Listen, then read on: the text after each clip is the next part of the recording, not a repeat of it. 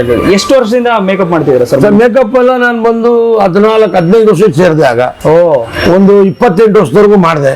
ಮಹಾಲಕ್ಷ್ಮಿ ಅವ್ರ ಜೊತೆ makeup man ಆಗಿ ಪ್ಲಸ್ 79 ಪಿಕ್ಚರ್ ಕೆಲಸ ಮಾಡಿದೆ. ಅಲ್ಲಿ ತುಂಬಾ ತೃಪ್ತಿ ತಂತು. ಎಲ್ಲೋ ಒಂದ್ ಕಡೆ ನಂಗೆ ಒಂದು ಸ್ವಲ್ಪ ಬೇಸರ ಆದಾಗ ಸಿನಿಮಾ ಬಿಟ್ಟೆ. ಹೋಟ್ಲು ಮಾಡೋಣ ಅಂತೇಳಿ ಹಿಂಗೆ ಉಳಿದಾಗ ಇಲ್ಲೇ ಸಿಕ್ತು ಜಾಗ. ಕಲ್ತಿದ್ದಲ್ಲಿ ನೀವು? ಅದಕ್ಕೆ ನಮ್ಮಮ್ಮ ಇದೆಲ್ಲ ನಮ್ಗೆ ಎಲ್ಲೂ ಕಲೆ ಇಲ್ಲ ಕೊಲೆ ಇಲ್ಲ. ಓ ನಮ್ಮ ಆಟನೇ ನಮ್ಮ ಕಲ್ಸ್ಕೊಟ್ಟಿದ್ದೆ. ಯಾವ ಹೋಟ್ಲಿಗೂ ಟ್ರೈನಿಂಗ್ ಕೊಡೋ? ಹೋಟ್ಲಿಗೆ ಹೋಗಿಲ್ಲ, ಇನ್ನೊಬ್ರು ಕಾಪಿ ಹೊಡೆದಿಲ್ಲ. ನಂದೇ ದಾರಿ ನಂದೇ ರಹದಾರಿ. ಸೂಪರ್. ಇವತ್ತವರೆಗೂ ನಾನು ಏನ್ ಹಾಕ್ತೀನಿ ಕಣ್ ಮುಚ್ಕೊಂಡು ಅಂತ ನನಗೆ ಗೊತ್ತಿದೆ. ಆ ಮಸಾಲೆ ಟ್ರೆಂಡು. ಹೌದು.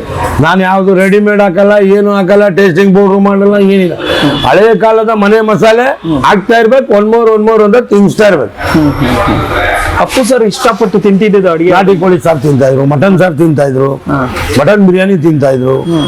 ಆಮೇಲೆ ಕಾಲ್ ಸೂಪ್ ಯಾವಾಗನ ಒಂದ್ ತಿಂಗಳಿಗೆ ಒಂದ್ಸಲ ಯಾವಾಗನ ಕಾಲ್ ಸೂಪು ಆತರ ಎಲ್ಲ ಕೇಳ್ತಾ ಇದ್ರು. ಅವ್ರಿಗೆಲ್ಲ ಕೊಡ್ತಾ ಇದ್ದೆ. ಅಪ್ಪಾಜಿ ಕಾಲಿಂದ ಬಂದಾಗ ಅಪ್ಪಾಜಿ ಕಾಲೆಲ್ಲ ನೋಡ್ತಾ ಇದ್ದೆ, ದಯವಿಟ್ಟು ಕಾಲ್ ಸೂಪ್ ಅಂತ ತಂದು ಕೊಡ್ತಾ ಇದ್ದೆ. ಎಲ್ಲ ಮಾಡಿದೀವಿ, ಬೆಳವಣಿಗೆ ಬೆಳೆದಿದೀವಿ. ಅಂಬರೀಷ್ ಅಣ್ಣನಿಂದ ಉದ್ಧಾರ ಆಗಿದ್ದೀವಿ. ಅಂಬರೀಷ್ ಸರ್ ಅಡುಗೆ ಮಾಡ್ಕೊಡ್ತಾರೆ. ಅಲ್ಲ, ಅಂಬರೀಷ್ ಸರ್ ಜೊತೆಗೆ 10 ವರ್ಷ.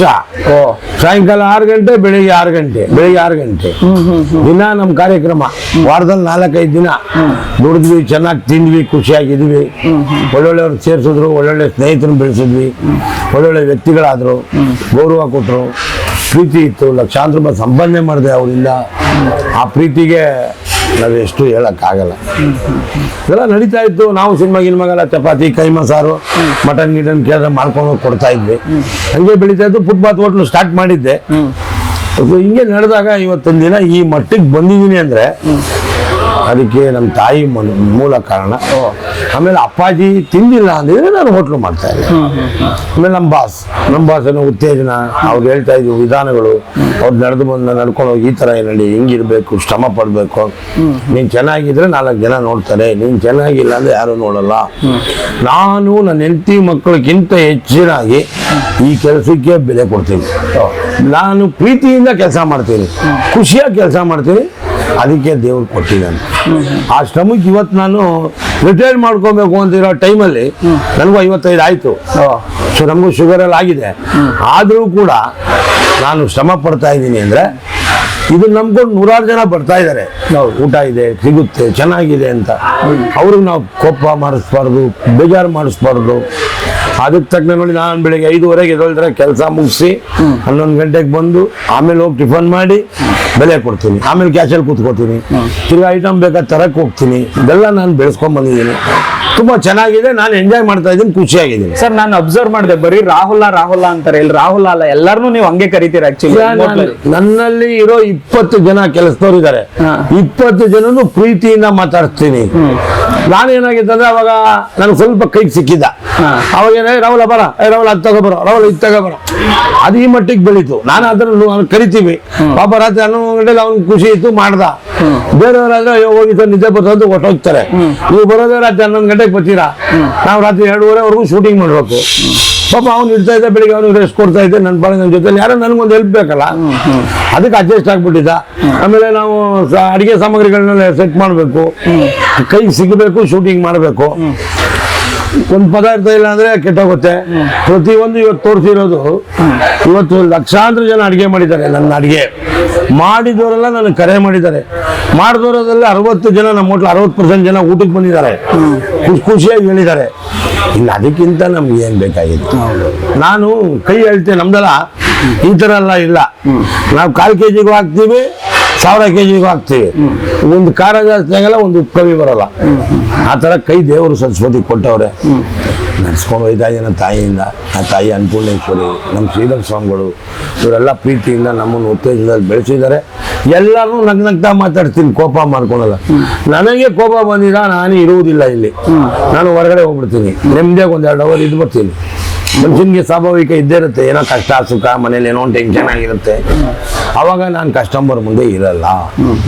ಅವ್ರನ್ನ ಯಾವತ್ತೂ ನಾವು ನಗ್ನಗ್ತಾ ಮಾತಾಡಿಸ್ಬೇಕು, ಅವ್ರು ದುಃಖ ಪಟ್ಟು ಕಳಿಸ್ಬಾರ್ದು ಅನ್ನೋದು ನನ್ನ ಒಂದು ಅಭಿಲಾಷೆ. ಈಗ ಸಾಂಗ್ ಜೊತೆಗೆ ನಿಮ್ದು ಬೆಳ್ಳುಳ್ಳಿ ಒಂದು ಟ್ರೆಂಡ್ ಆಗಿದೆ, ಅದಕ್ಕೇನು ಹೇಳ್ತೀರಾ? ಕರಿಮಣಿ ಮಾಲೀಕ ಅಂತಾರೆ. ಕರಿಮಣಿ ಮಾಲೀಕ ರಾಹುಲ್ ಅಂದ್ರು, ನನಗೂ ಆಕ್ಟ್ ಮಾಡಿ ಅಂದ್ರು, ಮಾಡಿದೆ. ಏನು ಕೋಟ್ಯಾಂತರ ಜನ ನೋಡಿದ್ರು. ಹೌದೌದು ವಿಕಿ ಮೀಡಿಯಾನೋ ಏನೋ. ಹೌದು. ಸೊ ತುಂಬಾ ಖುಷಿ ಆಯ್ತು. ಪಾಪ ಕೇಳಿದ ತಕ್ಷಣ ಹೇಳಿದೆ, ಬನ್ನಿ ಸರ್ ನಾನು ಬೆಳಿಗ್ಗೆ 8 ಗಂಟೆಗೆ ಇರ್ತೀನಿ, ಮಾಡ್ಕೊಂಡು ಹೋಗಿ ಸರ್ ಅಂದೆ. ನಾವು ಸಿನಿಮಾದವರಾಗಿರೋದ್ರಿಂದ ನಾವು ಕೋಪರೇಷನ್ ಮಾಡಲೇಬೇಕು. ಸ್ವಲ್ಪ ನಮ್ಗೆ ಏನಾಗುತ್ತೆ, ಸಮಯ ನಿಗದಿ ಇರಲ್ಲ. ನಮ್ಗೆ ಫಸ್ಟ್ ಕೆಲಸ, ಅದಾದ್ಮೇಲೆ ನಿಮ್ದು, ಇದಾದ್ಮೇಲೆ ಅವು ಕಸ್ಟಮರ್ಗಳು ಎಲ್ಲ ನೋಡ್ಬೇಕು, ಎಲ್ಲರನ್ನು ಪ್ರೀತಿಯಿಂದ ಮಾತಾಡಿಸ್ಬೇಕಲ್ಲ. ನೀವು ಬೇಜಾರು ಮಾಡಿ ಪಾಪ ಬಂದ್ರಿ, ನನ್ನ ಕಷ್ಟ ನೋಡಿದ್ರಿ, ನೀವು ಹೋದ್ರಿ, ಇವತ್ತು ಬಂದ್ರಿ ಶೂಟಿಂಗ್ ಮಾಡ್ಕೊಂಡು ಹೋಯ್ತಾ ಇದ್ದೀರಾ, ಇಷ್ಟೇ. ಇನ್ನೇನಿದೆ. ಸಿನಿಮಾಗೆ ಯೋಗರಾಜ್ ಭಟ್ರು ಹೋಟೆಲ್ಗೆ ಚಂದ್ರ ನೆನ್ನೆಯಿಂದ ಸ್ಟಾರ್ಟ್ ಆಗಿದೆ ಅದು. ಅಲ್ಲ, ಯೋಗರಾಜ್ ಭಟ್ರು ತರ ಇದ್ದೀರಾ, ಅಂಬರೀಷ್ ಅಣ್ಣನ್ ತರ ಇದ್ದೀರಾ ಅಂತ ಸುಮಾರು ಜನ ಹೇಳ್ತಾ ಇದ್ರು. ಇವತ್ತು ನಿನ್ನೆಯಿಂದ ಯೋಗರಾಜ್ ಭಟ್ ಅವರು ಡೈರೆಕ್ಟ್ರು, ನಾವು ಅಡಿಗೆ ಭಟ್ರು ಅಂತ ಸ್ಟಾರ್ಟ್ ಆಗಿದೆ. ಅಣ್ಣ ತಮ್ಮದಿರ ತರ ಇದ್ದೀರಾ ಅಂತೆಲ್ಲ ಹೇಳಿದ್ದಾರೆ, ಖುಷಿ ಆಗತ್ತೆ. ಆಮೇಲೆ ನನಗೆ ಯೋಗರಾಜ್ ಭಟ್ ಅವ್ರ ತರ ಅಂತ ಸೆಲ್ಫಿ ಎಲ್ಲ ತಗೊಂಡಿದ್ದಾರೆ. ಇದಕ್ಕಿಂತ ಮುಂಚೆ ಬಾಸ್ ಮುಂದೆನೆ ತಗೊಂಡಿದ್ದಾರೆ ಭಟ್ರು ಅನ್ಕೊಂಡು. ಯೋಗರಾಜ್ ಭಟ್ರು ಅಂತ ನಾನು ಇಲ್ಲ ಅಂತ ಬಾಸ್ ಮಾಡ್ರಿ ಕೆಮ್ಮು ಅಂದ್ರು. ನಲಿಬಾರ್ದಂದ್ರೆ ಹುಬ್ಳಿಲಿ ಕೆಮ್ಮು ಅಂತ ಕರೀತಾರೆ ನಾವು ಟೈಟ್ಲ್ ಅಲ್ಲಿ ನಮ್ಗೆ ಕೆಮ್ಮು ಅನ್ನೋದು. ಯೋಗರಾಜ್ ಭಟ್ರು ತರ ಇದಾರೆ ಸರ್ ಅಂದ್ಬಿಟ್ಟು ಬಂದು ತಗೊಂಡ್ರು ಫೋಟೋ, ಖುಷಿ ಪಟ್ರು ಬಾಸು. ಎಲ್ಲ ನಡೀತಾ ಇದೆ. ನಮ್ಮ ಈ ವ್ಯಕ್ತಿ ತರ ಖುಷಿ ಪಟ್ಟು ನಮಗೆ ಪ್ರೀತಿ ತೋರಿಸಿರೋರು, ನಮ್ಮನ್ನು ಹೊಗಳೋರು, ನಮ್ಮನ್ನ ಎಲ್ಲಾರ ಮುಂದೆ ಖುಷಿಯಾಗಿ ನಮ್ದ್ರೆ ನಮ್ ಚಂದ್ರು ಅನ್ನೋರು, ಅದೇ 1 ಕೋಟಿ ಕೊಟ್ಟ ಸರ್. ಎಲ್ಲ ಆ ವ್ಯಕ್ತಿಗಳು ಇವತ್ತೊಂದು ಫಂಕ್ಷನ್ಗೆ ಹೋಗುವಾಗ ಲಕ್ಷಾಂತರ ರೂಪಾಯಿ ಕೇಳ್ತಾರೆ. ಇವರು 1 ರೂಪಾಯಿ ಇಲ್ಲದೆ ನಮ್ಮ ಹೋಟ್ಲಿಗೆಲ್ಲ ಬಂದಿದ್ದಾರೆ, ಏನ್ ಕೊಟ್ಟರು ಪ್ರೀತಿಯಿಂದ ತಿಂದಿದ್ದಾರೆ. ನಮ್ಮ ಮನೇಲಿ ಪ್ರತಿ ಒಂದು ಪೂಜೆ ಪುರಸ್ಕಾರ, ಒಂದ್ ಮನೆ ಗುರುಪ್ರವೇಶ ಖುಷಿಯಾಗಿ ಬಂದಿದ್ದಾರೆ. ಇನ್ನು ಅದಕ್ಕಿಂತ ಏನ್ಬೇಕು, ನಾನು ಇವತ್ತೇನೇನೋ ಇದೀನಿ ಈ ಮಟ್ಟಕ್ಕೆ ಅಂದ್ರೆ ಅವರೇ ಕಾರಣ. ಸರ್ ಬೆಳ್ಳುಳ್ಳಿ ರೇಟ್ ಬೇರೆ ಜಾಸ್ತಿ ಆಗ್ಬಿಡುತ್ತೆ. ಏನಾಗುತ್ತೆ ಸರ್, ಇದೆಲ್ಲ ಸೀಸನ್ ರೇಟ್ಸ್. ಈ ಚಳಿಗಾಲದಲ್ಲಿ ಬೆಳ್ಳುಳ್ಳಿ ಯಾವಾಗ್ಲೂ 100 ರೂಪಾಯಿ ಜಾಸ್ತಿ ಆಗುತ್ತೆ. ಯಾವ್ದೋ ಗಾಚಾರ ನಮ್ ಬೆಳ್ಳುಳ್ಳಿ ಕಬಾಬಿಂದ ಆಯ್ತು ಅಂತ ಅದೆಲ್ಲ ಸುಳ್ಳು. ಕಾರಣ ಇಷ್ಟೇ, ಆ ಸೀಸನ್ ಅಲ್ಲಿ ಆಗಿರುತ್ತೆ. ಇದೆಲ್ಲ ಯಾವ್ದು, ನಾನು 32 ವರ್ಷದಿಂದ ಒಂದು 200 ರೂಪಾಯಿ ಕೆಜಿ ತಗೊಂಡಿದ್ದೀನಿ, ಒಂದು 150 ರೂಪಾಯಿ ಕೆಜಿ ತಗೊಂಡಿದ್ದೀನಿ, 550 ರೂಪಾಯಿ ಇವತ್ತು ಬೆಳಿಗ್ಗೆ ತಂದಿದ್ದೀನಿ ನಾನು. ಎಲ್ಲಿಂದ ತರೋಣ, ನಾವು ಗಿರಾಕಿ ಮೇಲೆ ತಲೆ ಮೇಲೆ ಹಾಕಕತ್ತಾ ಆಗಲ್ಲ. ಆಮೇಲೆ ನಾನು ಕ್ವಾಲಿಟಿಲಿ ಕ್ವಾಂಟಿಟಿಗೆ ಯಾವುದೇ ಕಾರಣಕ್ಕೆ ಕಾಂಪ್ರಮೈಸ್ ಆಗಲ್ಲ. ದುಡ್ಡೆಲ್ಲ ನನಗೆ ಮುಖ್ಯ, ಅವ್ರ ನಾಲ್ಗೆ ನನಗೆ ಮುಖ್ಯ. ಅವ್ರು ಖುಷಿ ಪಟ್ರೆ ಅದೇ ನನ್ಗೊಂದು ದೊಡ್ಡದು. ಸರ್, ಒಂದು ಹೋಟ್ಲು ಉದ್ಯಮ ನಡೆಸೋರಾಗಿ ಇವತ್ತು ಗೋಬಿ ಮಂಚೂರಿ ಅನ್ನೋ ಒಂದು ಖಾದ್ಯನ ನಿಲ್ಲಿಸ್ಬೇಕು ಅಂತ ಮಾತುಕತೆ ಆಗ್ತಿದೆ, ಇದ್ರ ಬಗ್ಗೆ ಹೇಳ್ತೀರಾ ಸರ್? ಸರ್, ಇವಾಗ ಗೋವಾದಲ್ಲೇನೋ ನಿಲ್ಸಿದ್ದೀನಿ ಅಂತ ಇದ್ದಾರೆ, ಈಗೇನೋ ಎಂಟರ್ ಇಂಡಿಯಾ ನಿಲ್ಸ್ಬೇಕು ಅಂತಿದ್ದಾರೆ.